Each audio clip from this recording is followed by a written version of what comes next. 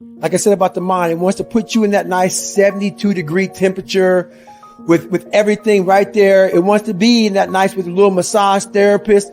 That's where your mind wants to be. It doesn't want to be, and we're going to talk about Hell Week. So it doesn't want to be in Hell Week. In Hell Week, I was in 3 of them. I finished 2 of them in 1 year. Only person to ever do that in SEAL history. There's been people who have gone through a couple of Hell Weeks, but in like 5 years, 6 years, 7 years, 8 years. I was in 3 in 1 year. They say it takes off 3 to 5 years of your life. So Hell Week is 130 hours of continuous training. You might get 2 hours of sleep. And what it does is it's designed to break a man down to the parts where, like I talked about the surface, how I was fixing the surface. If you only fix the surface, you will never get through Hell Week. Because what it does, it starts to bring out these demons. Because even though there's a lot of yelling and stuff like that, there's times where it's very peaceful in a very eerie way. So the first hour of the 130 is breakout. They're shooting guns. It's loud. It's noisy. Your mind is in chaos. When your mind's in chaos, you can't think. So you're having fun. Yeah, this is great. Yeah, we're in Hell Week. We're Navy SEALs. Or trying to be Navy SEALs. We're badasses. Then what they do, and I don't even think that they understand what they're doing, but I studied the mind. It's perfect. It's psychological warfare. They go from an hour, the first hour when you're going crazy. The second hour of the 130, they put you in the cold water. It's called surf torture. For a good reason. They put you out there. No one's quit yet. It's only been an hour. Maybe a couple of guys have. And you're in the Pacific Ocean, which is never warm. You're all linked arms. You're sitting there and the waves are crashing over you. I went through winter Hell Weeks, which is cold. The Pacific Ocean is like 50 degrees. It was 49 this particular night in my 3rd Hell Week. And what it does is it makes your mind flip out.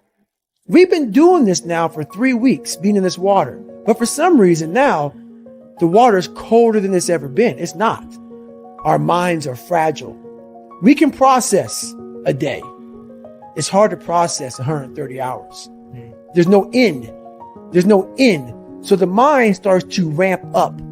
So you're sitting there, it's quiet. No one's yelling at you. You hear the ocean. Shh, shh, and you're freezing. And your mind goes spastic. Starts to think, I have another 129 hours. You're not going home.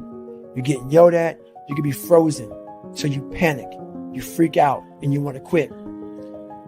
What I realized about the mind is those people who can be in that time and embrace that time and be in that moment and not allow the mind to go to 129 hours on hour 1. It's the control that we don't have in our minds. It's the control that you had to have for 3 months when you're miserable, when you're suffering, when you're laying on the floor, when you're doing all the disciplines it takes to be a monk. You cannot think about the whole process. It will make you, it will make you so insanely crazy.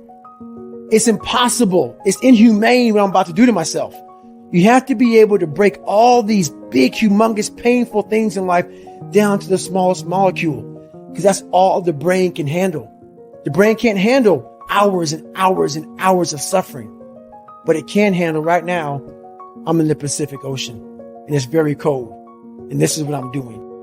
Don't think about the rest of it. Mm-hmm. So that's what I learned from Hell Week. That's what I learned from being in 3 Hell Weeks. That's what I learned from all the military. I went to Ranger School. I went to all these different schools to learn all of that, to learn how the mind processes. So I talk about theorists.